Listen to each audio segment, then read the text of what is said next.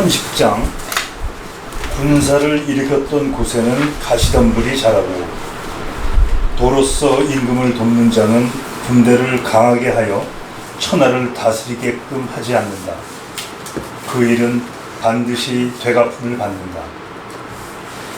군사를 일으켰던 곳에는 가시덤불이 자라고 큰 군대가 지나간 뒤에는 반드시 흉년이 진다.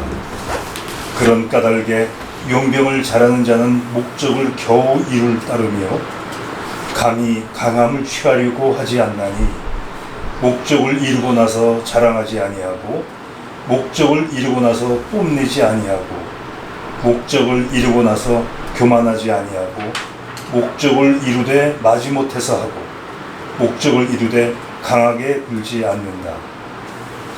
모든 사물은 강장해지면 노쇠하니 이를 일컬어 도에 어긋난다고 하거니와 도에 어긋나면 일찍 끝난다. 그 다음 장 31장. 무기란 상스럽지 못한 연장이어서 무릇 군대를 좋아함은 상스럽지 못하여 종을 주는 일을 싫어한다. 그러므로 도를 모시고 사는 자는 그러지 아니한다. 이런 까닭에 군자가 머물 적에는 왼쪽을 귀히 여기고 군대를 부릴 적에는 오른쪽을 귀히 여긴다. 무기란 상스럽지 못한 연장이어서 군자가 다룰 물건이 아니다. 어쩔 수 없어서 쓸 때에는 염담이 상책이다. 이기는 것이 좋은 일이 아니건만 이를 좋아하는 것은 사람 죽이기를 즐기는 것이라. 무릇 사람 죽이기를 즐기는 자는 천하의 뜻을 얻지 못한다. 그러므로 길한 일에는 왼편을 숭상하고 흉한 일에는 오른편을 숭상하니 이런 까닭으로 부장은 왼쪽에 자리하고 상장은 오른쪽에 자리하거니와 이는 전쟁을 상례로 삼는 것을 말합니다. 사람 죽인 것이 많으면 슬피구로 애도하거니와 전쟁이 이겼다 하더라도 상례로 삼아야 한다. 네. 30장하고 31장은 연결된 내용인데요. 31장을 가만히 이렇게 보면 방금 그 부가병장 그 경기를 좋은 경기는 상서로운 기물이라고 할 수 없다라는 대목 31장. 이게 노자에 나오는 그동안의 그 언어와 굉장히 다른 언어예요. 쉽게 얘기해서 그 문맥이나 또 문장 흐름이 노자류가 아니라는 거죠. 굉장히 좀 그 투박하고 거칠어요. 노자처럼 잘 다듬어진 문장이 아니거든요. 그래서 요 지금 31장은 논란이 많습니다. 이건 노자가 쓴 것이 아니다. 그 30장에 대한 거를 누가 주석을 썼던 것이 노자 원문으로 둔갑이 돼갖고 그 주석 내용이 한 장 껴든 거 알겠느냐라는 의견이 굉장히 많아요. 네. 왜냐하면 앞부분에 보면은 앞부분에 그랬거든요. 그 군대가 머무르는 곳엔 가시가 돋고 개군이 주둔하다가 지나간 곳에는 반드시 흉년이 든다. 우리가 옛날 임진왜란 같은 경우 반드시 흉년이 들거든요. 전에 큰 전쟁이 난 뒤에는 그게 뭐 사람들이 죽고 하니까 농사를 폐지하고 앉아서 그렇다 보통 이렇게 하는데 그렇지 않아요. 정말 그런 그 피폐해져서 되는 흉년과는 전혀 달리 전쟁 후에는 반드시 질병, 흉년이 따라요. 그래서 그 우리가 베트남 같은 경우도 보면 그 베트남 전쟁 기간 중에는 오히려 그런 데로 가요. 근데 전쟁이 끝난 직후에 보면은 완전히 농업이 엉망이 돼버리거든요. 안 돼, 농사가. 그 이유가 우리가 이제 미신이라고 생각하죠, 사람들은. 근데 옛날에는 이제 그 하늘의 뜻이라고 그런 거죠.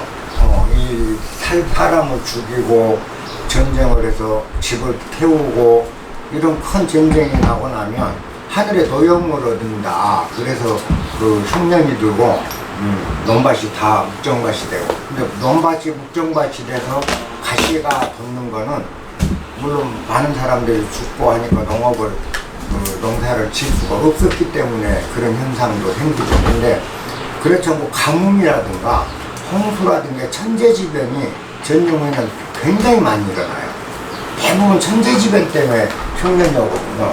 근데 이제 그러한 것들을 우리는 어찌 생각하면 과학적이나 논리적으로 믿을만한 게 안 된다. 논리적으로 설명할 길이 없기 때문에 그런 거는.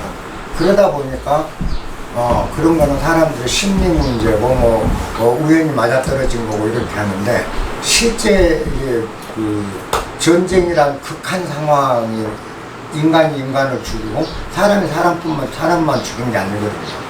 우리가 6.25 직후를 생각해 보면 지리산에 나무 한 그루 못 살아남고 토끼 한 마리 못 살아남았거든. 그죠? 산이란 산은 다 불태워졌잖아요. 전쟁 때. 그러면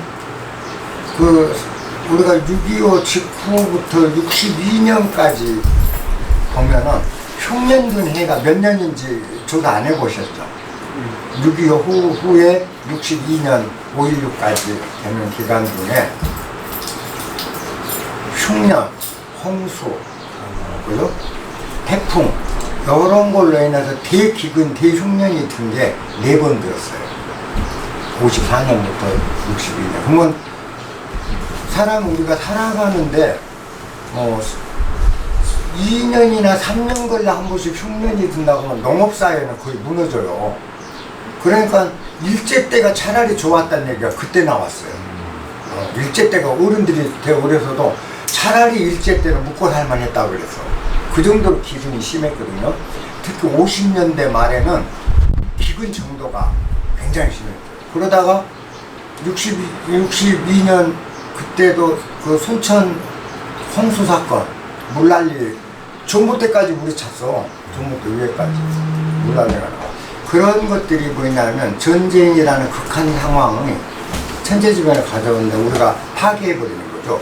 자연과 모든 현상을 파괴하면 그걸 자연이 이겨내고 자연이 조절할 수 있는 힘을 잃어버려요. 큰 전쟁 때. 그래서 이제 이런 걸 보통 우리 동양에서는 물잠주고 사물이 강장해지면 그 다음에 늙는 일밖에 없다. 그래서 이제 물급필반이라고도 하고 물잠주도라고도 하고 보통 그러죠. 모든 사물이 극치점에 이르면 극치점에는 결국 쓰러지게 된다. 그래서 강한 것을 추구하거나 또 힘 있는 것을 즐겨 하면은 우리 인생 자체가 굉장히 피곤하고 힘들다. 아까 이건 전쟁에 빗대서 우리 삶의 이야기를 하는 거거든, 노자는. 근데 한번 쭉 읽으면 봅시다. 이도 좌인주자 불이 병림천하 그랬습니다. 도로서 인주는 그 임금을 얘기합니다. 도로서 임금을 보좌하는 사람은 불이 병림천하. 병은 그 무력을 얘기한 겁니다. 군대나 무력을 사용해서, 이는 사용한다요. 무력을 사용해서 천하에 군림하려 해서는 안 된다. 기사호환, 그러한 일들은 잘 대가품을 받는다. 그러니까 호는 자주, 그 말고 화는 되돌아오는 거죠. 자기한테 내가 쏜 화살에 내가 맞는 거죠. 그 얘기를 하는 거. 기사호환. 이게 옛날에 그 도리를 일정한 그 일륜의 도리를 가지고 정사를 동호했던 분들은 쉽게 얘기해서 무력으로 천하를 지배하려고 하지 않았다. 군대로 천하를 지배하려고 하지 않았다. 왜냐하면 무력을 쓰면 총칼을 쓴 자는 총칼로 망한다가 그 필연적인 인과법칙이거든요. 그래서 그 일이 다시 자기에게 되돌아오기 때문에 그렇다. 우리가 보면 일본이 그 부흥이 되니까 명치 때 일본이 부흥되고 부강해지니까 일본에서 한국을 점령을 했죠. 그 식민지를 만들고 대동아 전쟁을 일으키죠. 그죠? 그게 이제 그 무력으로서 불림천하를 하려고 하는 거죠.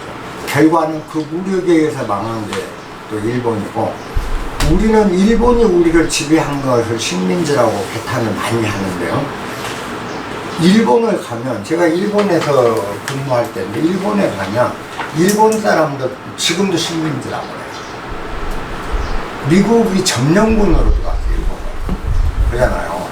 점령군으로 들어와가지고 직접 항복을 받았잖아요. 그리고 군정으로 통치하면서 지금도 오키나와 같은 데 미국은 기지가 있고 하면서 완전히 미국 문화를 다 심어놨잖아요.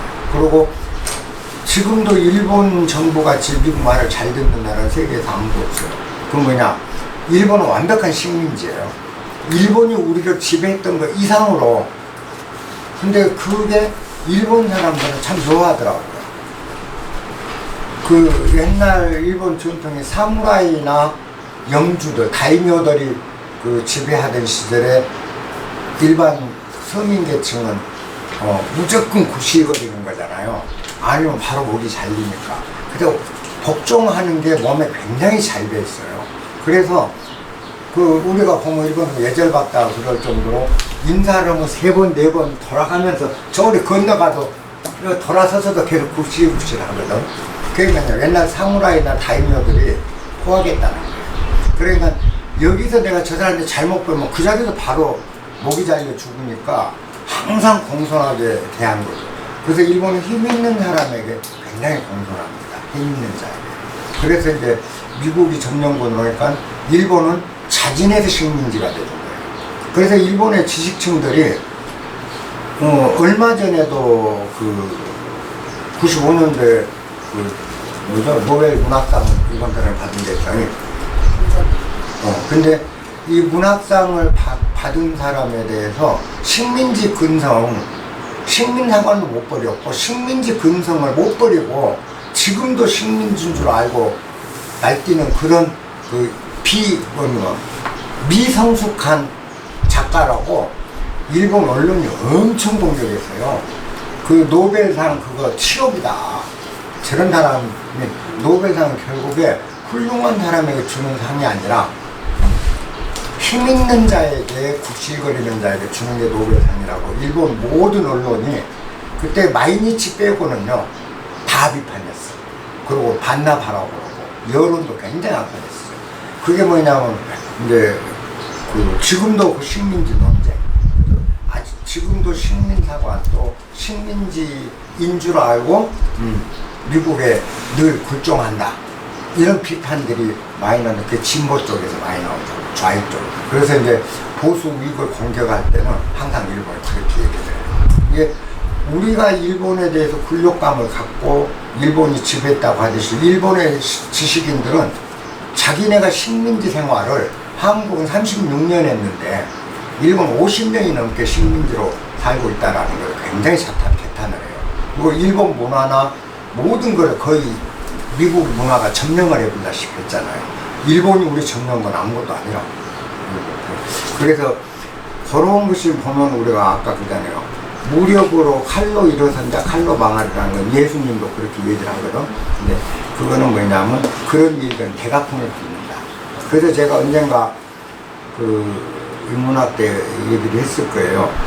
개인만 까르마가 있는 게 아니고 윤회하고 까르마가 있는 게 아니고 국가도 업이 있다. 그래서 국가가 탄생하는 과정을 보면 그 국가가 멸망하는 걸 능히 예측할 수 있다. 그거거든요. 우리가 보면은 정복국가로 시작된 나라는 정복에 의해서 망해요. 우리 고구려가 그랬고. 그죠? 그 다음에, 그 궁에 자기가 모시던 주인을 내쫓고 세워진 고려는 자기 부하 손에 역시 나라를 뺏기게 되거든요. 그리고 이제 우리가 그러면 대한민국 같은 경우는 뭐냐면 외세의 힘을 빌려서 어쩔 수 없이 외세의 힘을 빌려서 국가가 성립됐기 때문에 한국이 무너지는 건 외세에 의해서 무너진다는 거죠. 그건 필연적으로 그렇게 돼요. 우리가 아무리 정신을 차려도 업관계는 그걸 우리가 막지를 못해요. 인연관계는. 그게 왜 그러냐면 지금 우리가 남북 통일 뭐 별소리 다 해요. 우리 힘으로 할 것 같아요. 근데 중국, 미국, 일본, 러시아가 버티고 있는 한은 우리 뜻으로만 통일할 수 있는 건 전혀 없다는 거예요. 이 지구가 다 멸망하고 한민족만 있으면 간단하지. 그죠? 그래서 그런 점들을 우리가 외교할 때, 정치할 때, 또 우리가 국민들이 마음가짐 거 그런 걸 잘 고려해서 우리 주변국들과의 관계를 우리 스스로 개선하고 모든 놈, 저 새끼 나쁜 놈, 저 새끼 죽일 놈 할 게 아니라는 거예요. 그렇게 가는 게 참 좋은 거예요. 이게 아까 그 말입니다. 모든 건 기사, 호, 그 일어난 대로 대가풍을 받는다라는 거예요. 근데 요거는 주역에서도 그걸 가르칩니다.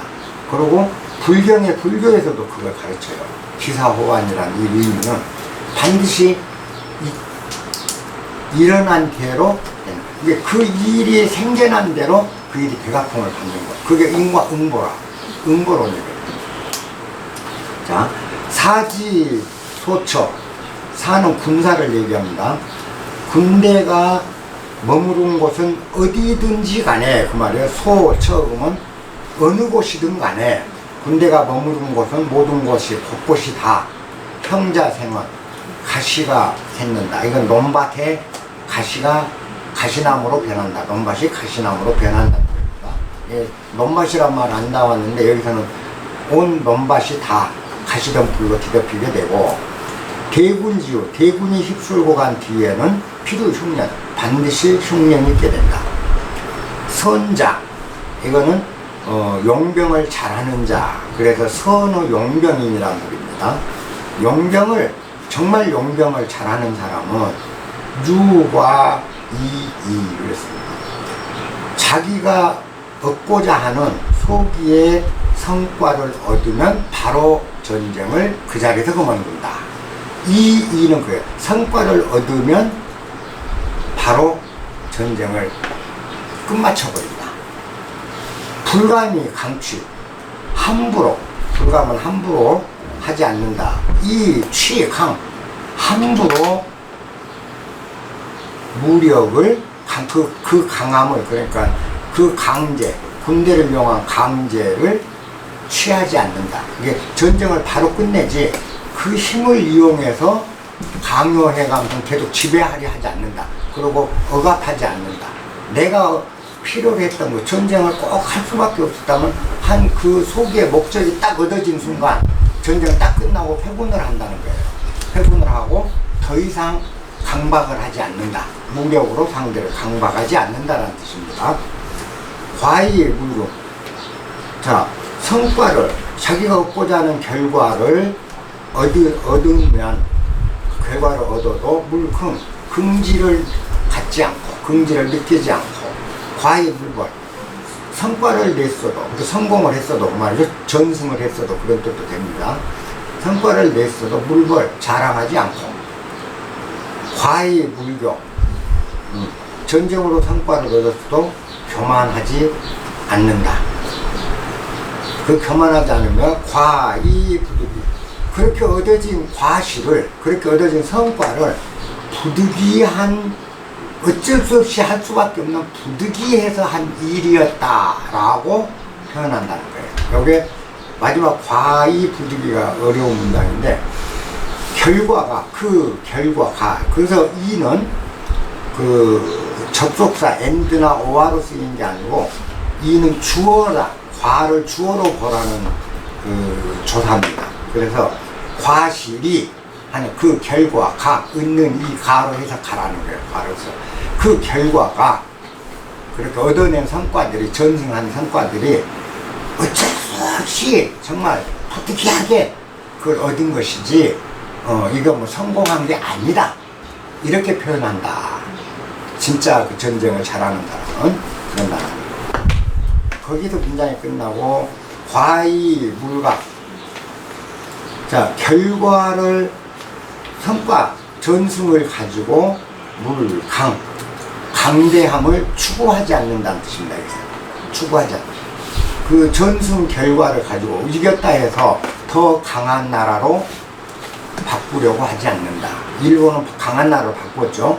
바꾸자 않는다. 왜 안 바꾸냐? 물장 즉 로이기 때문이다.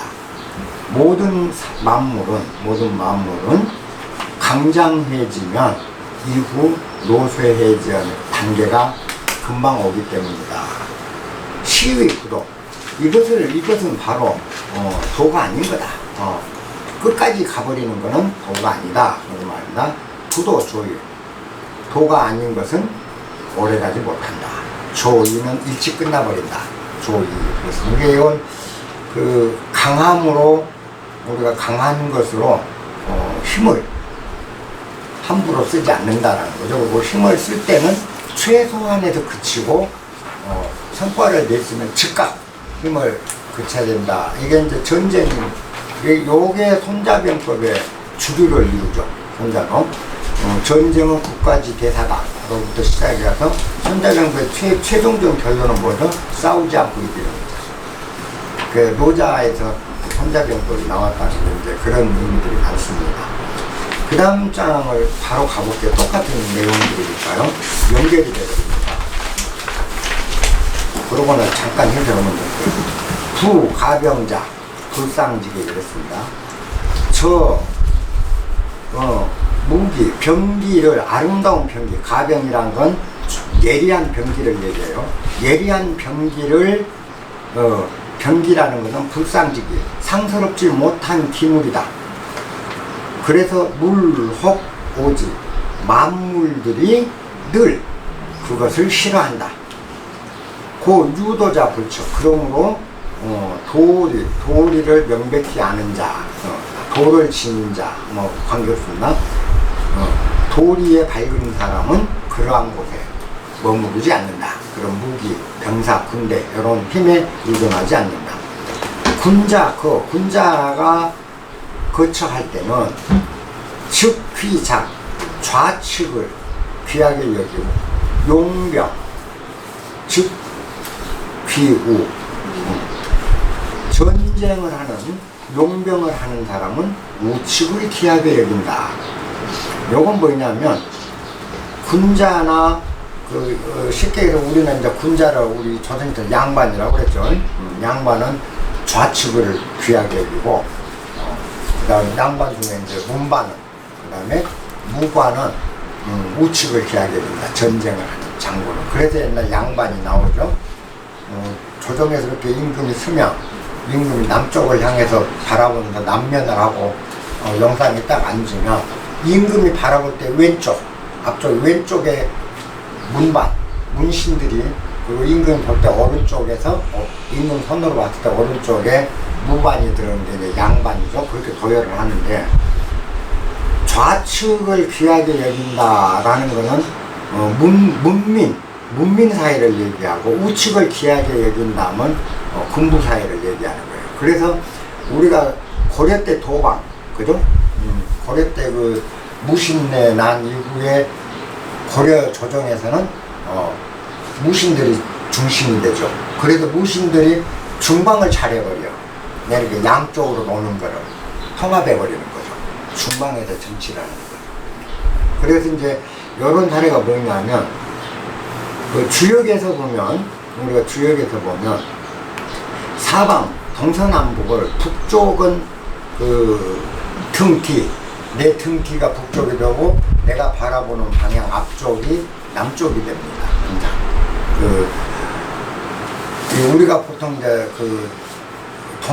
동양적 지도는 위가 남쪽이에요. 아래가 북쪽이고. 근데 서양 지도는 위가 북쪽으로 표시되죠. 아래가 방향을 표시합니다. 그러면 이제 앞을 바라본 쪽이니까 위쪽이 남쪽인데, 이렇게 위가 남쪽이라면 오른쪽이 동이고, 왼쪽이 동이고, 오른손 쪽이 우죠. 좌동 우서라고 그러죠. 제사장차인데. 그건 뭐냐면, 동쪽은 생명이에요. 해가 뜨는 곳이고 생명이 일어나는 곳이에요. 그래서 동방목, 그죠? 계절로는 봄, 그 다음에 이 자연현상으로는 탄생과 싹틈, 이거고, 서쪽은 뭐냐? 죽음. 그래서 우리가 서방 정토 그러죠. 극락세계, 죽어가는 극락객장 서쪽에 있어요. 서쪽은 죽음을 상징하는 거고 동쪽은 생명을 상징해요. 그래서 옛날 왕궁의 그 왕자들이나 태자, 왕을 이어받을 자는 동궁이라고 했어요. 그래서 왕실에서도 다음 대를 이은 새로운 생명들은 그 생명이 더 잘 자라고 병 안 들고 건강하게 자라게 하기 위해서 동쪽에 궁궐을 지어줘서, 그러니까 근정전이 있으면 그 왕 집무실에서 봤을 때 왼손 쪽에가 동궁이 들어갔어요. 그 다음에 서궁은 딸을 뒀어요. 공주가 서궁에. 그래서 이제 서궁에 거처하는 딸에게 오는 신랑, 그게 서방이야. 그 결혼하면 서쪽 방에서 재우니까 그게 서방인 거예요. 그래서 신랑을 서방이라고 했던 것도 아까 그럼 우리가 동쪽과 서쪽에, 딸 자식은 옛날 시대에서 출가 외입니다. 그래서 동궁은 동쪽에 저택을 지어주고 딸은 서쪽에 지어준 거예요. 그래서 이제 태자나 그 후계자를 동궁 했던 건 동쪽에 지어준 거예요. 동궁은 생명, 그 다음에 문화, 문명, 이걸 나타낸 거죠. 동방목에 해당되고 우리가 그 봄에 해당되는 거죠. 그리고 우리가 제사를 지낼 때도 홍동백서 그러죠. 붉은색과 생명력이 있는 것은 이쪽. 그 다음에 상복을 상징하고 죽음을 상징한 백색은 과일도 서쪽에 놔요. 그게 생명인데, 여기서 이제 군자는 좌측을 중시한다. 바로 그 얘기예요. 군자는 전쟁을 하지 않는 사람들은 생명을 중시하기 때문에 좌측을 기하게 됩니다. 그런데 병자는, 군대를 움직이는 자는 사람을 죽이는 일이야, 전쟁. 그래서 병자는, 병권을 가지고 있는 자는 우측을 기하게 됩니다.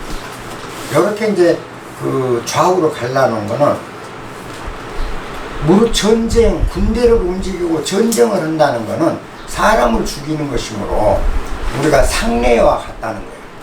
초당집 일이라는 거죠. 초당 치르는 일이 전쟁이라는 거죠. 사람을 살육하는 거죠. 수많은 사람이 죽으니까.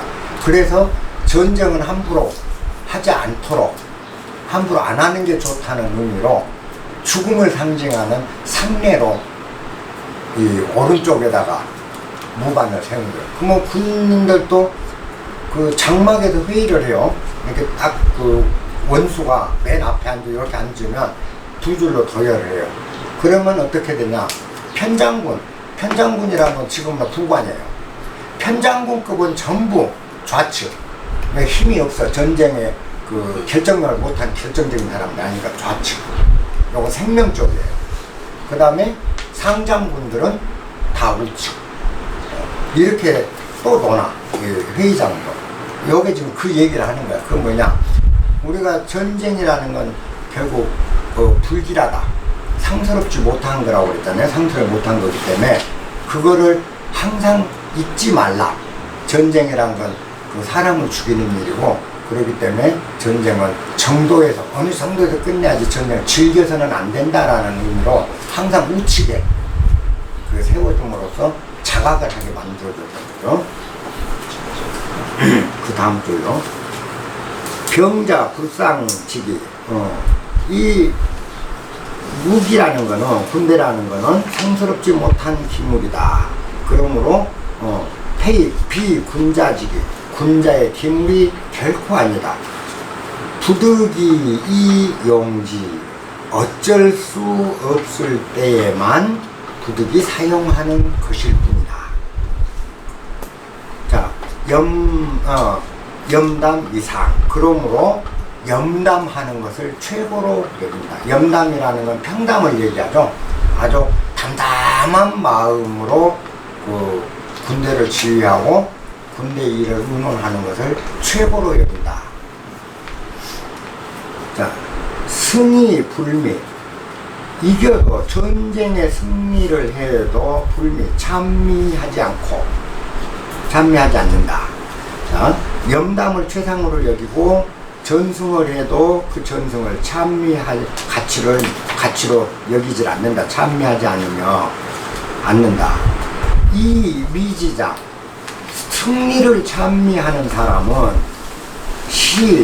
약살지 그랬습니다. 살인을 즐기는 자이기 때문이다. 불악살인자, 살인을 즐거워하는 자는 즉 가히 불가히 듣지 천하의 천하의 그 뜻을 결코 얻지를 못하는 법이다. 길사상좌, 길하고 상스러운 일은 좌측을 숭상하고 흉사상우, 흉사에는 우측을 숭상한다.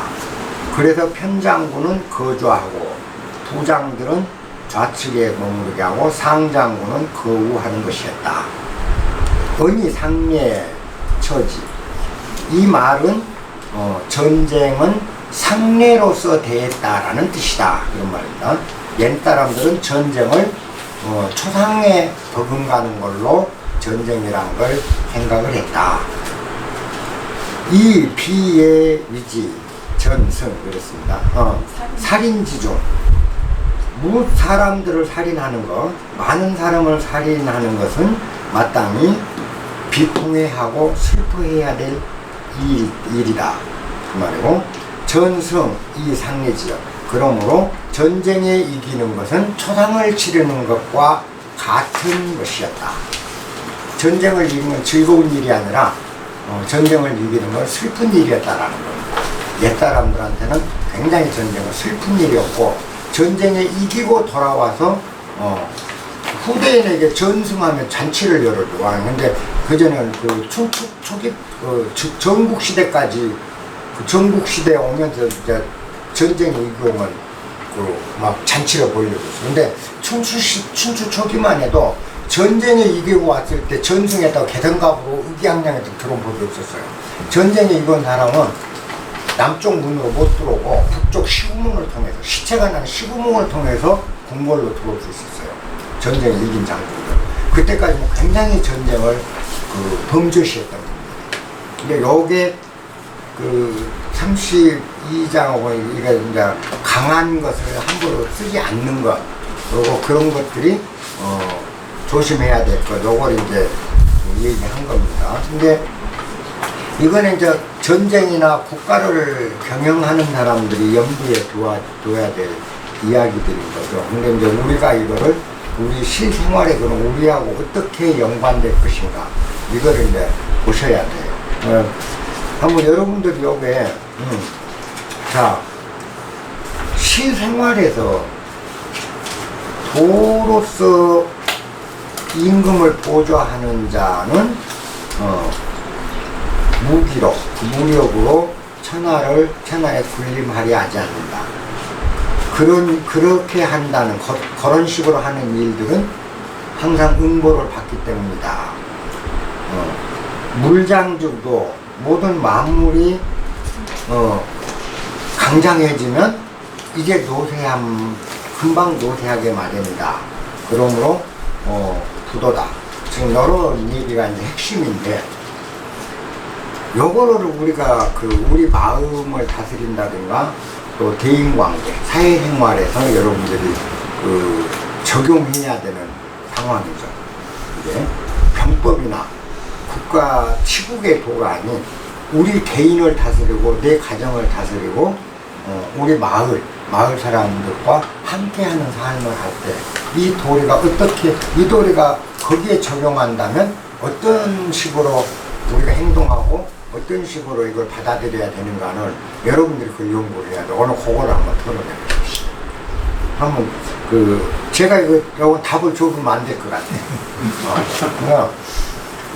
도로서 임금을 섬기는 자는 힘으로 천하를 군림하려 하지 않는다. 그러면 힘이라는 건 여러 가지 힘이 있겠죠. 그런 이제 여러분들이 꼭 무기라는 거는 총과 칼만이 무기가 아니니까, 붓도 무기잖아요. 말도 무기고, 그죠? 지 성질도 무기일 거고. 이런 걸 가지고 우리가 어떻게 처신할 것인지에 대한 지혜가 그 속에 있는 거죠. 한번 여러분들이 그걸 해보십시오. 각자 한번 얘기를 해봐. 이게 그래야 늘어요. 그냥 주입식으로 이 경우는 이런 경우에 여기에 해당되고 이래 해버리면 주입식이 돼버리니까 응용을 못해 사람.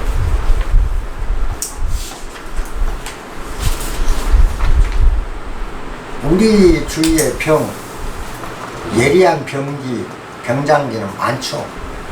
그죠? 우리 스스로가 그 전가의 보도처럼 휘두르는 것들이 많잖아요. 평소에도 행동하면서 전가의 보도를 잘 꺼내잖아. 고집 이런 것도 전가의 보도처럼 그냥 휘두르잖아요. 그런 것들이 이제 그 전가의 보도를 갖고 굴림차나 한다는데, 굴림차는 집에서도 굴림차나 하는 거고, 가정에서도 뭐 또 내 마음 안에서도, 내 마음 속에 있는 온갖 감정들에 대해서도 내가 전가의 보도를 휘두르면서 제압하려고 하는 것도 이런 도리겠죠. 그러니까 선생님께서 처음에 이게 31장 같은 경우에 노자가 쓴 것이 아닌 것 같다, 네. 이런 의견들이 있다 하는데, 사실 전에 들었던 내용하고는 조금 이 느낌이 좀 다른 예. 것이, 풀어버렸죠. 노자처럼 한걸 노자처럼 한 걸 완전히 해쳐서 해집어 놨죠. 이게 어떻게 보면은 이건 철저히 이제 문관의 입장에서 쓴 거거든요. 네. 과연 무관 보고 이걸 쓰라고 하면 무관은 절대 이렇게 안 씁니다. 그렇죠? 물론 역사가 승리하는 자에 의해서 기록이 된다고 하지만, 이건 무관 입장에서 이걸 바라본다 하면은 당신 전쟁 해봤어? 라고 물어볼 것 같아요. 네. 그리고 약간은 좀 편협된 듯한 시각이 네. 나타나는 것이, 이건 노자의 시각은 좀 아닌 것 같다라는 걸, 이제 제가 이제 저는 선생님께서 처음에 얘기를 해주셨기 때문에 이제 그렇게 좀 느낌이 좀 오는 것 같습니다. 약간 도가적인 느낌보다는 유가적인 느낌이 예. 많이 주는 글이죠. 내용상 유교적 색채가 물씬 풍기는 글이 31장이죠.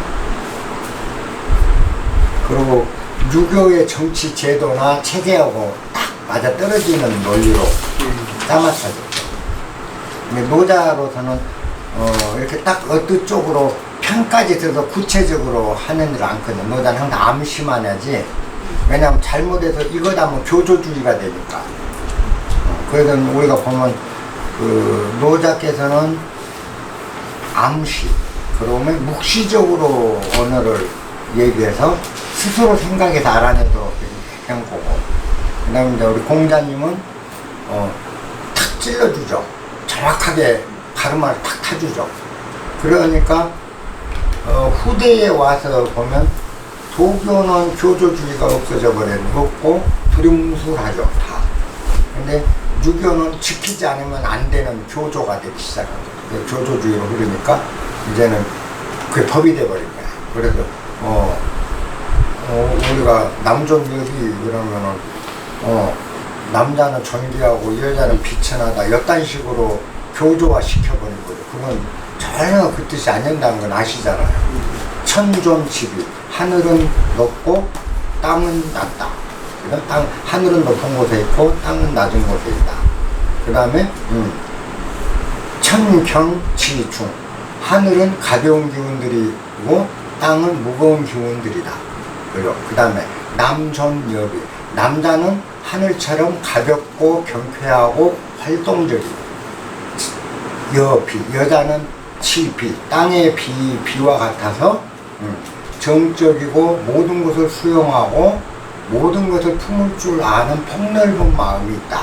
요게 남존여비 사상인데, 남자는 존귀하고 여자는 비천해서 짓밟아도 되라는 사상으로 교조화돼 버려요. 우리가 그렇게 돼요. 근데 우리는 존비라는 글 해석 하나 할 줄 모르는 거죠. 존비라는 건 하늘은 높은 곳에 위치해 있고 땅은 낮은 곳에 위치해 있다. 그래서 무엇이 높낮이를 얘기한 게 아니고 높은 것만큼이나 낮은 것도 똑같이 중요한 게 귀천의 문제거든요. 근데 우리가 왕후장상에 귀천이 따로 없다. 이게 진실이었어요. 왕후장상에 귀천이 따로 없다. 귀와 천은 동등한 자격이지, 귀한 것은 좋은 거고 천한 것은 나쁜 개념이 원래 아니었다고요. 왜 하늘이 중요하다면 그만큼 땅도 중요하잖아요. 그죠? 땅이 없으면 안 돼. 그래서 하늘이 만물을 내고 땅이 만물을 완성시키고. 그리고 이제 부창부수. 남자가 부르니까 여자가 따른다. 이게 무조건 남자가 부르니까 얘는 시킨 대로 해야 돼. 또 이렇게 교조화시켜. 근데 부창부수. 남자가 앞장서서 일을 저지르면 부수.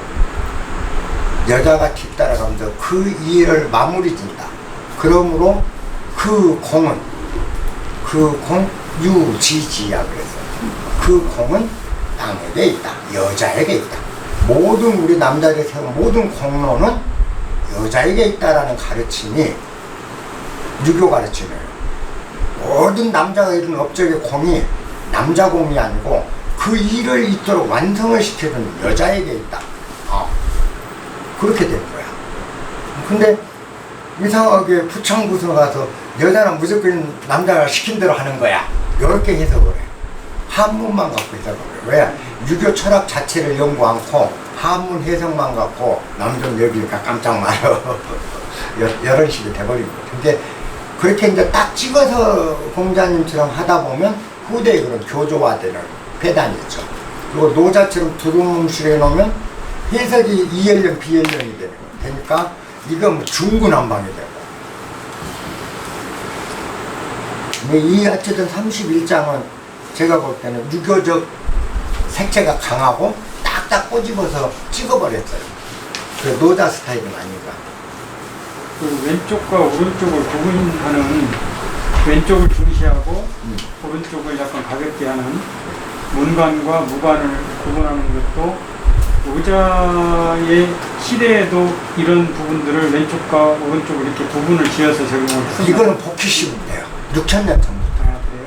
왜 주역 이론이 성립되고 주역 철학이 확립되면서 모든 동양제 제사상 차리는 법도 전부 주역에서 나온 거예요. 아까 과일 삼색채 넣는 거, 그 다음에 앞뒤로 석 줄 아니면 5줄 홀수로 넣는 거 주역하시면서 홀수와 짝수 관계 배우셨잖아요. 다 제사상 하나 넣는 것도 음양오행 주역의 이론이 완벽하게 적용되고, 풍수 집 좌향 안 치는 것도 아까 그런 식이에요. 우리 문화는, 동양 문화는 주택에서부터 음식까지, 그 다음 음식에 양념 넣는 것까지 주역에서 가르침을 다 받아서 만든 거예요. 예를 들어 물고기 요리할 때는 마늘을 많이 넣고 쑥갓을 넣고 이런 것들, 매운탕 끓일 때 뭐뭐 넣은 거, 이런 게 전부 주역에서는 음양오행론을 입각해서 이걸 맞춰가는 거예요. 물고기는 물에 사니까 굉장히 음하잖아요. 그래서 물고기는 음한 성질이 강하기 때문에 양강한 성질인 마늘을 넣고 고춧가루를 넣어서 요리를 하면 음한 비린내라든가 이런 게 삭감이 된다. 그 다음에 닭고기나 소고기 같은 건 양강한 기운이 있기 때문에 오히려 닭 같은 걸 할 때 고춧가루를 넣고 이런 거보다는 녹두, 음한 것을 원래 넣어주는 것이 훨씬 맛을 더 낸다. 이런 것들이 다 주역 이론인 거죠. 우리 반찬 만드는 법도 다 거기서 나와요.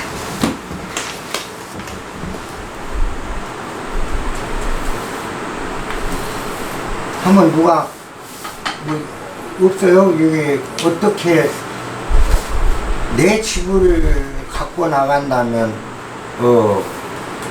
이 도 좌인주자가 내가 됐다면은 천하를 집안으로 내 집 가꾸는 걸로 바꿔보자고. 그럴 때는 어떤 식으로들 하고 있는지, 이걸 내 집을 가꿀 때, 내 마음을 가꿀 때 보조한다는 거, 그러니까요. 그렇게 한번 생각들 해보시면 됩니다.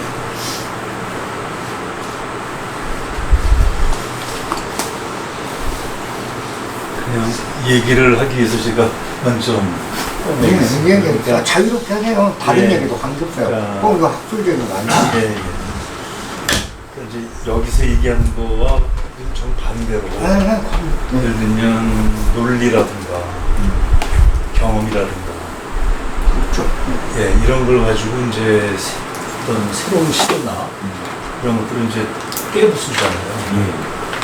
저도 지금 이제 작년에 비촌에서 살고 있는데, 작년 제가 먼저 왔는데 작년 또제 있는 집의 농장주는 제 제자였고요. 농장주의 조카가 31살들이 좀 더 왔어요.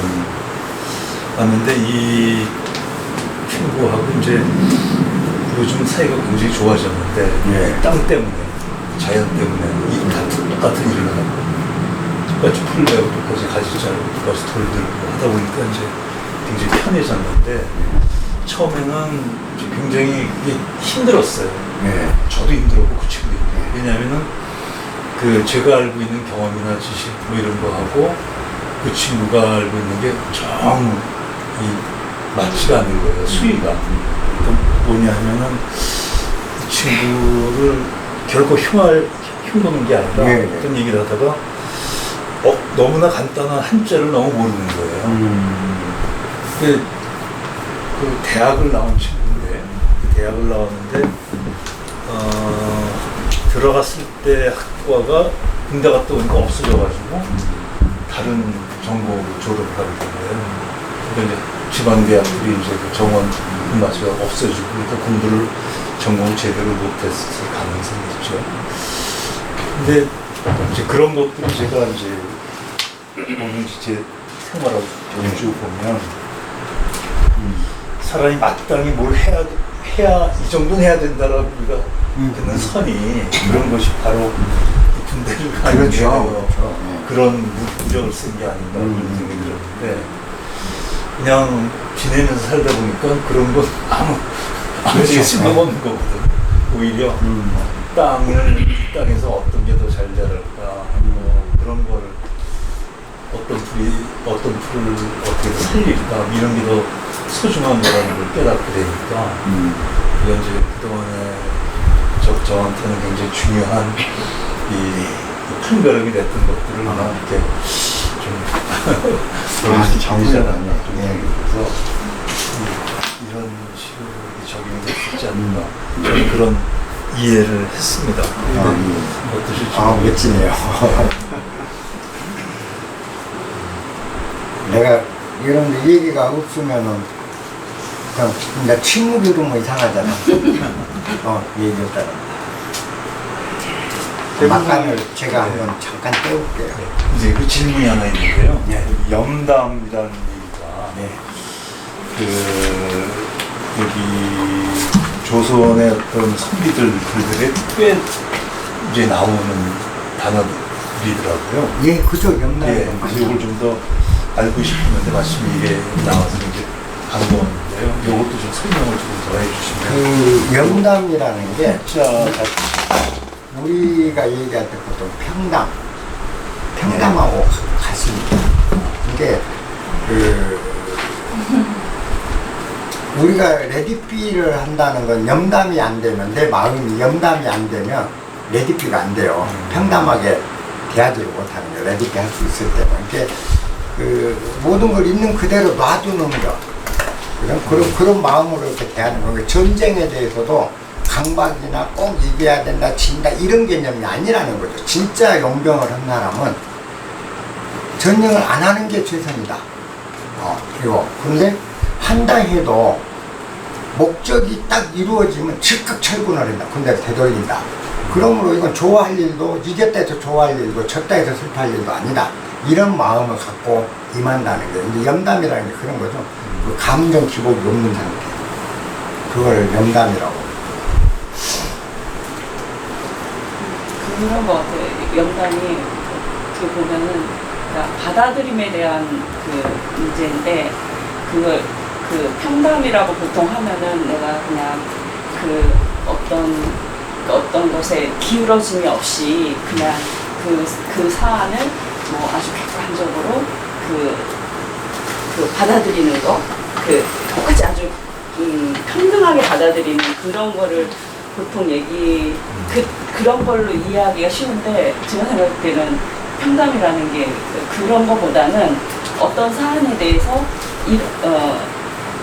어떤 일이 이렇게 흘러가든 저렇게 흘러가든 그것을 다 수용할 수 있는 그런 마음, 그 자세 바탕이 되어 있는 나의 상태, 그런 걸 환갑이라고 하는 게 아닌가 싶더라고요. 그러니까 뭐 이렇게 이게 어떤 식으로 기울어지게 나타나든 이쪽으로 기울게 나타나든 저쪽으로 기울게 나타나든 어떤 상황이 그것이 그걸 이쪽으로 기울어진 걸 여기다 가운데다 갖다 놓고 받아들이는 그것이 아니라, 그러니까 이쪽으로 이런 결과 저런 결과를 다 내가 수용할 수 있는 그런 나의 마음의 바탕, 이런 게 상담이나 염담.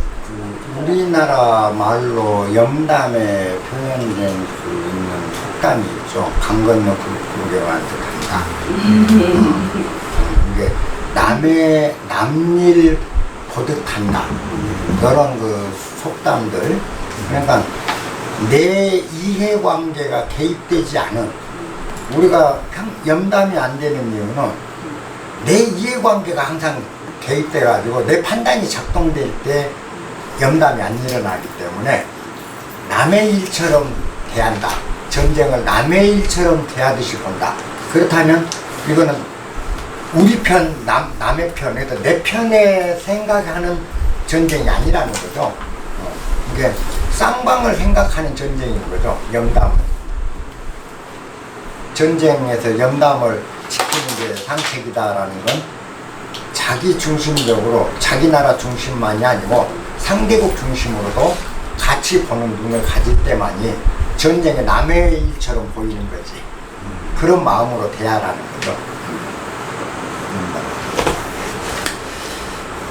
그 30장을 부부관계로 좀 생각을 해봤습니다. 예. 칼로 흥한 자 칼로 망한다. 그리고 또 결국에는 내가 쏜 화살을 내가 도로 맞는다라든지, 또 부부간에 전쟁이 일어나면은 이 가정이 쑥대밭이 되는 부분이나 또 흉년이 드는 것은 마찬가지 아닌가. 그래서 이 부부간의 삶도 이 30장에서 나타나는 전쟁과 같은 부분이 아닌가. 저는 이제 그런 시각으로 좀 아까 선생님 말씀하실 때에 결혼해서 지금까지 살았던 과정을 같이 한번 비추어서 좀 생각을 좀 해봤습니다. 예.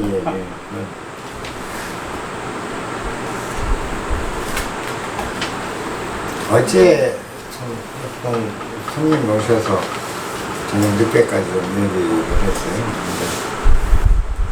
누가 이제 우리 그 이야기 하다가 주제가 뭐 이런 일상적인 이야기 하는 과정에서 사회적으로 그 성폭행을 하고 강간, 또 어린이들 그 학대 이런 얘기들이 나오면서 그분이 말씀이, 이건 난 절대 그런 사람들에서 용서가 안 된다 라고 얘기를 하는 게 이제 이야기가 서로 가는 과정에서, 그래서 제가 물어봤어요. 왜 용서가 안 됩니까? 그게 어떻게 용서가 되느냐. 사회적 문제를. 그래서 용서한다고 해서. 저는 그랬어요. 용서라는 거를 왜 하려 하느냐. 용서를 왜 하려고 하느냐. 용서라는 걸 한 번이라도 그 생각을 정확히 해봤느냐. 용서라는 거는 더 나은 자가 덜 못난 사람한테 잘난 사람이 베푸는 시에 불과하다. 그잖아요. 내가 니보다 나, 그러니까 용서라는 말이 나오는 것이지, 진정으로 상대를 동등한 입장으로 본다면 용서하고 말고가 없는 거다. 이 세상은. 진정한 평등은 용서하고 아니고가 없다. 용서할 일이 없는 거죠. 용서할 일. 그랬기 때문에 어떻게 그렇게 용서할 일이 없는 수가 있냐. 보자, 그 성폭행한 분들을, 나는 솔직한 얘기로 나는 그 사람들을 한 번도 이렇게 나쁜 새끼 이런 시각으로 내 안에서 막 미운 마음이 안 들더라. 이건 오히려 그 사람을 보면 내가 지구멍에 들어가고 싶더라. 그리고 내가 아직도 그렇구나 하면 내가 더 했어야 되는데 나는 내 탓만 들더라. 그 사람이 나쁜 놈이라고 탓하기 전에 내가 못하고 있는 것이 내 자신을 그걸 보면 나에 대한 분노가 일어나지 그 사람에 대한 분노가 안 일더라. 그 무슨 말이냐고 그래서 그 사람이 태어날 때 애기로 막 태어났을 때 그 사람이 악에 물들어갖고 태어났겠느냐 그랬다고 생각하냐면 그건 아니라는 거예요. 날 때는 우리가 똑같이 정말 순수한 천사 같은 마음으로 애기로 우리 다 같이 태어났는데 자라면서 애가 바뀌었다. 그렇다면 이 아이가 그렇게 된 거는 무엇이 그렇게 만들었냐? 이 사회가 어른들의 교육이 주변이 그 아이가 그렇게 행동을 하도록 영향을 미쳤고 교육을 했다는 거다. 근데 나 또한 이 사회에 살고 있지 않냐? 그럼 나 책임이 있다. 나 책임도. 나도 그 구성원이잖니. 우리 사회 풍토가 그런 사람을 만들어냈다. 그리고 우리가 그런 사람들 손들어 못한 까닭에 이런 일이 벌어졌다면 그건 우리 책임도 있다. 그 사람만 탓할 수 없기 때문에 그래 난 그걸 탓하지 못한다. 난 진짜로 그렇다. 탓하면 안 된다 그 사람. 말은 알겠는데 어째 그런 마음이 미운 마음이 안 드냐 이거. 근데 나는 진짜 그래. 이렇게 보면 그 사람이 잘못이 아니라는 거지. 그 사람. 왜 그 사람 잘못? 그 사람 어릴 때 갖고 태어날 때 그 맑고 순수한 영혼이 무엇에 의해서 그런 물이 들었는가야. 그잖아. 주변에서 그래 물들였어. 그러면 이 사람을 그런 짓을 하게 한 건 주변이다. 교육이고 주변의 가르침들이고 주변 환경들이 그런 일을 하는 사람으로 변질시켜버렸다. 그러면 진정한 잘못은 이 아이에게 있는 게 아니고 그 환경에는 나도 포함된다. 왜? 같은 시대를 살고 있고 같은 공간에서 숨쉬고 있어. 내가 좀 더 내 주변을 더 아름답게 만들었더라면, 그래서 이 빠른 속도로 아름다움이 퍼져나갔더라면 그런 사람들도 구제될 수 있지. 내 책임도 있다라는. 근데 우리는 이걸 놓치니까 같은 놈 무조건 상대만 비난해. 그러고 똑같은 사회 살아도 가는 그랬는데 나는 범죄 안 저지르잖아요. 그 얘기를 해요. 똑같은 얘기를 해. 그래서 그래. 그렇기 때문에 당신은 운이 좋아서 그런 안 저지를 수 있고 그런 양심을 갖추고 그런 걸 할 수 있도록 교육이 됐고 환경을 만났는데 그 사람은 그런 환경을 못 만났다. 그렇다면 얼마나 안타까운 일이냐. 그런 환경을 못 만났다. 우리가 여기에 포인트가 되어주면 된 게 이거 주쳐 죽일 놈이니까 격리하고 죽여버리고 사형을 시켜버리고 지구에서 추방해버리고 이런 식으로만 하면 다스려질 것 같고 그래 그런 용서 안 돼 보내버려 이걸로만 해결이 되냐. 우리가 6,000년 동안 인류 사회가 시작되면서 나쁜 짓 하면 목을 잘리기도 하고 효수에서 목을 장대 끝에다 걸어놓고 효수까지 하고 그 다음에 그 여러 매체에서 사지를 찢어서 죽이고 별짓하고 감옥에 보내고 6,000년 동안 그렇게 엄하게 처벌을 하여 왔는데도 갈수록 범죄가 늘어난 건 그러면 뭐냐. 격리로 해결될 수 있는 게 아니다 이거는. 우리가 내 주변 그 사람 탓할 시간에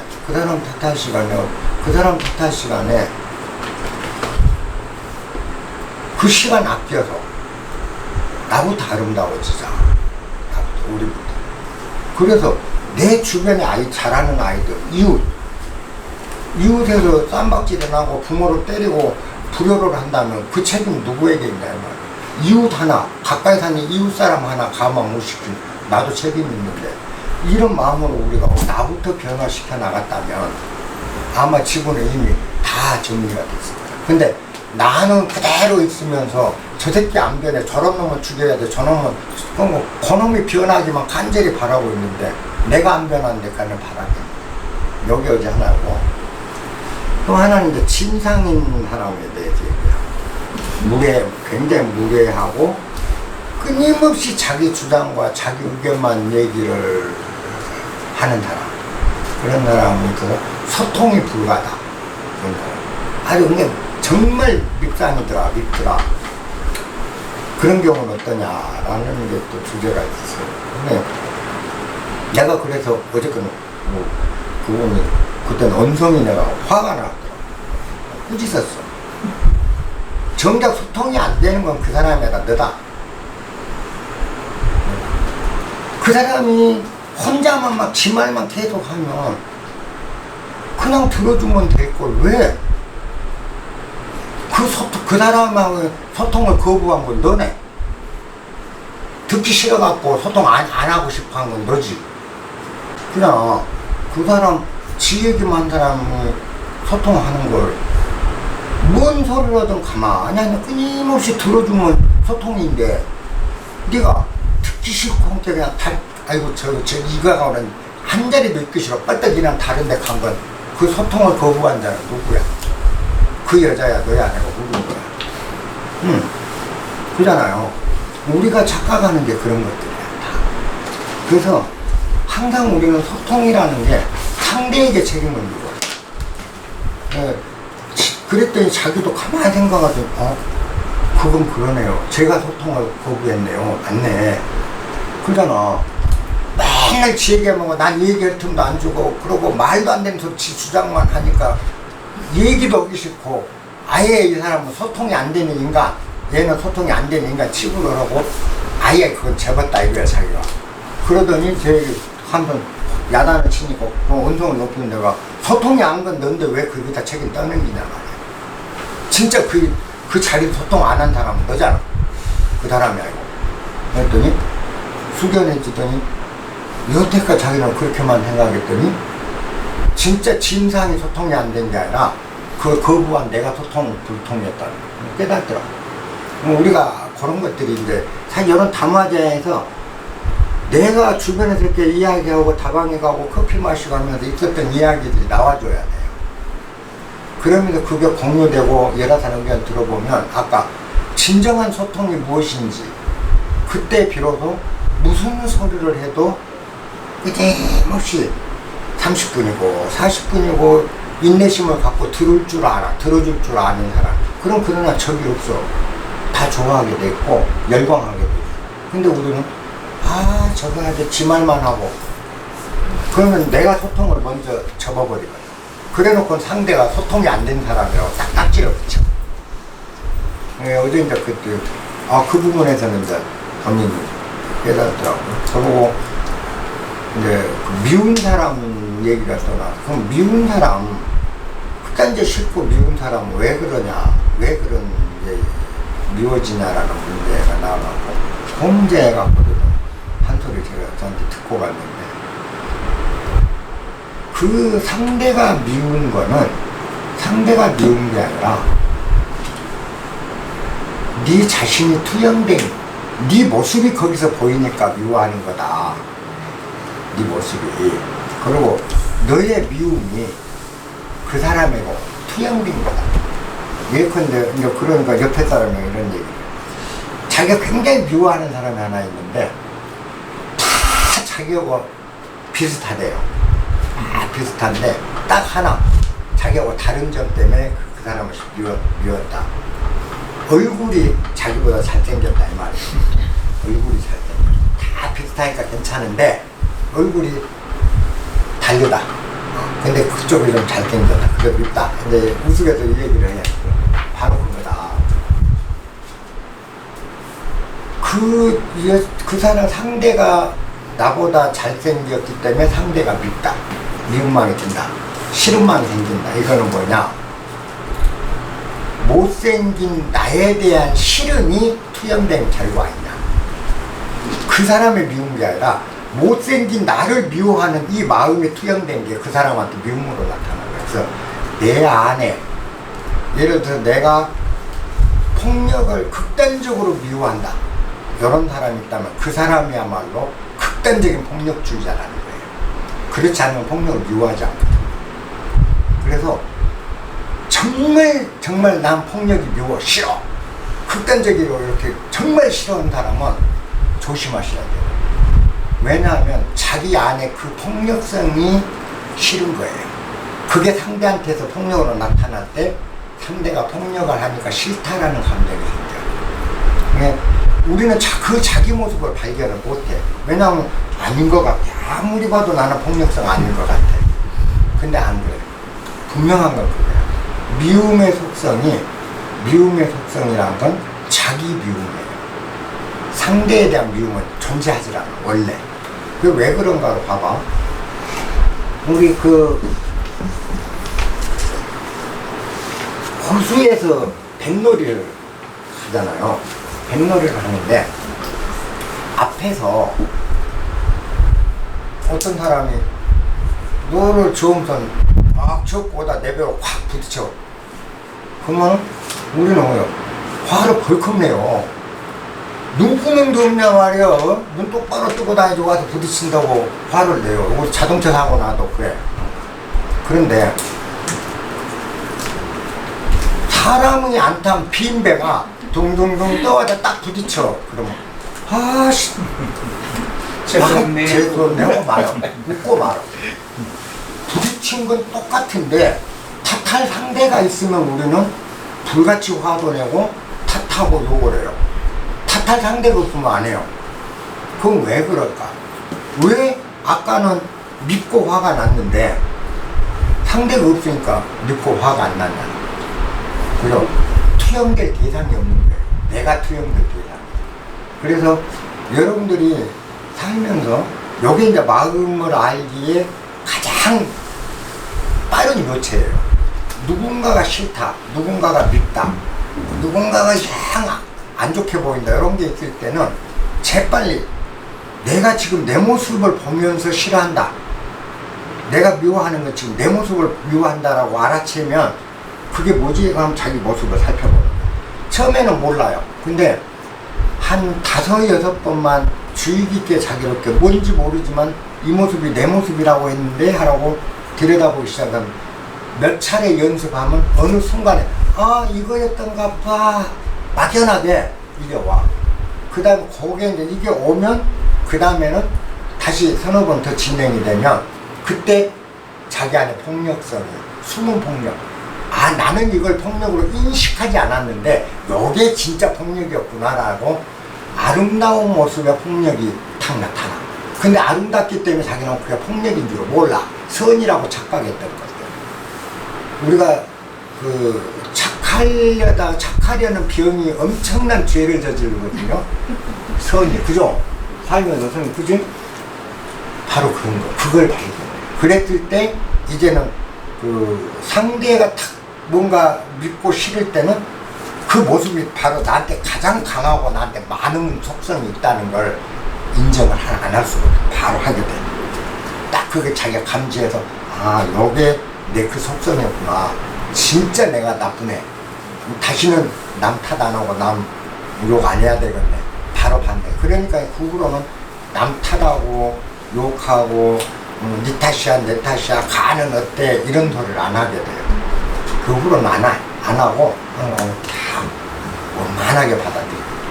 그러니까 자기 자신에 대해서 잘 못 보는 경우가 그런 경우인 것 같아요. 그러니까 되게 안 좋은 일을 했을 때 상대나 누가 그런 것에 대해서 누가 봐도 비난받을 일을 했을 때 내가 그 사람 그것에 대해서 엄청난 분노가 일어나고 막 화를 내고 화가 나고 그것에 대해서 막 비난을 해요. 그거는 당연한 거거든 사실 그 사람이 비난받을 것에 대해서. 근데 그 부분에서 나를 못 보는 게 내가 그 사람도 잘못을 했는데 내가 그 사람에 대해서 막 분노하면서 그 화를 내고 비난하는 그 나의 그 폭력성은 내가 그걸 인정하지 않더라고요.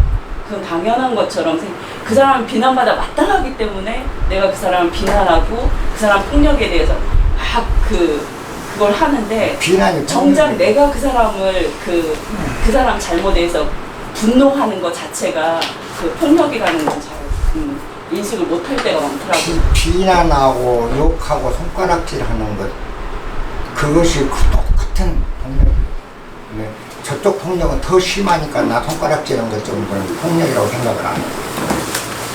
그래서 폭력이 항상 끊어지질 않는 거예요. 그러니까 선생님께서 아이한테 칼을 들이댔을 때 아이는 무서워하거나 두려워하지 않고 웃는다고 했잖아요. 네. 근데 폭력을 극단적으로 싫어하는 사람은 자기 안에 그 정도의 폭력을 자기가 받거든요. 그리고 또 자기가 저지를 수도 있다는 부분이 있기 때문에 그게 투영된 모습이다. 그렇죠. 그게 투영된 거예요. 겁이 난 거예요. 네. 근데 그게 그 묘하게 우리는 합리화돼요. 우리의 행위나 내 안의 폭력, 내 안의 악마성은 언제나 아름다운 모습으로 포장을 시켜놔요. 그게 원죄거든요. 기독교에서는 원죄론이 원죄도 잘 설명들을 못하는데 포장하는 것, 그죠?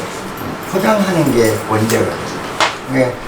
아담과 이브가 따먹지 말라는 사과를 딱 따먹고 제일 먼저 숲속에 숨어있다가 하나님이 나와 임마 나와 그러니까 파초이파리로 아래를 다 데리고 이렇게 나오거든. 그건 뭐냐면 치부를 가렸다라는 뜻인데 부끄러운 목것을 가렸다라는 뜻인데 여기 원죄의 상징이 거기 있거든. 우리가 치부를 늘 가려요. 그러면 내 안의 폭력은 하나의 치부예요. 나의 못남도 치부예요.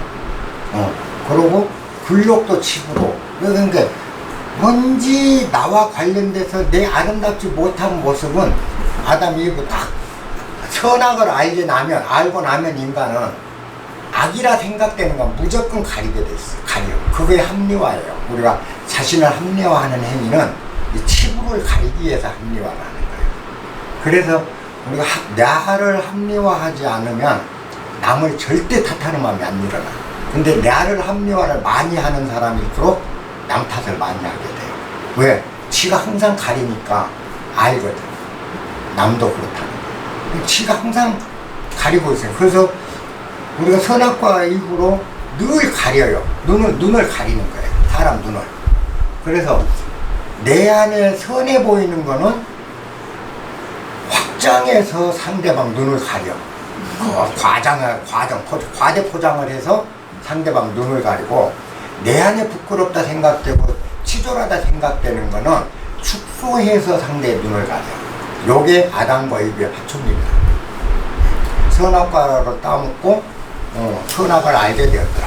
그래서 본즉 자기들이 벌거벗음을 알았더라. 그래서 부끄러워 파초입을 했다. 벌거벗음이 뭐죠?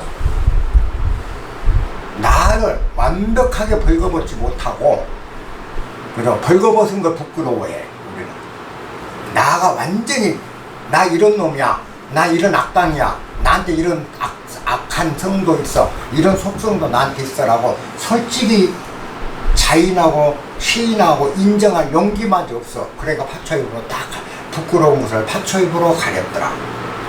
성경 선악과도 이제. 그게 우리 살면서 그래. 내가 뭔가 그럴듯해 보인 거는 자꾸 과장해서 상대방을 딱 가려버린다. 딱 가려요.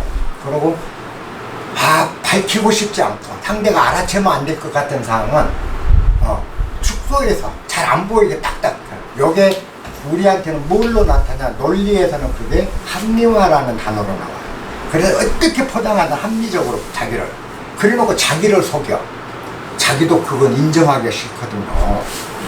내가 진짜 더럽다는 거 인정하기 싫거든. 그러니까 자기한테까지도 착착하게 꾸며서 합리화를 시켜서 나는 그런 놈이 아닐 거야.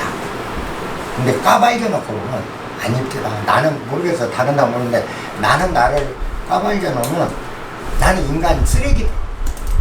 진짜 인간 쓰레기. 정말 나 중심적이고 나밖에 모르고 모든 걸 나 위주로 생각하고 사는 정말 쓰레기더라. 근데 내가 이런 사람이었구나. 이렇게 뭐 다른 사람 내가 어찌 탓할 수 있어. 다른 사람은 내가 걸어준 건지. 근데 잘 못해. 쓰레기도 재활용하면 좋은 재원이 되는 그게 쓰레기 재활용하는 거야 나시가. 그래서 이제 내가 그런 놈이라는 걸 아니까 상대를 탓을 못하니까 이제 탓하는 마음이 없어진 거죠. 근데 그렇게 탓하는 마음이 없어지니까 상대가 이해가 돼. 상대 행동들이 저게 나한테도 있어. 안 나타나지만 그때 이제 이런 게 이렇게 그 정신적으로 진화를 하면서 비로소 이제 예수님 가르침 같은 게 쏙쏙 들어오더라고요. 마음으로 생각으로 가늠한 것도 가늠이다라는 예수님 말씀이 그게 나타난 것만이 가늠이 아니고 생각의 죄가 더 크다는 거예요. 왜? 몸으로 행하는 죄보다 신구의 삼업 중에 의지로 일으키는 죄가 제일 커요. 왜? 몸은 내 생각이 일어나게 일으키지 않으면 몸은 엉뚱한 일을 못해요. 송장이라 몸땡이라. 성폭력을 행하는 것도 지놈 생각의 대로 몸이 움직인 거고 아동 학대를 한 것도 지놈 생각대로 몸이 생각 죄가 더 크지 몸의 죄가 아니더라는 거죠. 근데 사람들은 나는 생각만 했고 저 사람은 행동을 했으니까 나빠. 그러니까 차이 하나도 없어 사실.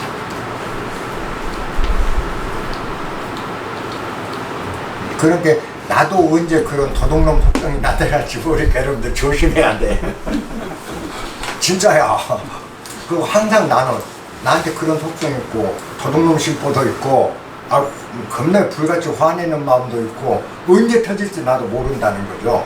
그죠? 그걸 아니까 내가 더 열심히 내 안에 그런 것들을 다 버듬을 수 있는 나로 커나가야 되겠다라고 늘 나를 격려하고 다스리는 거죠.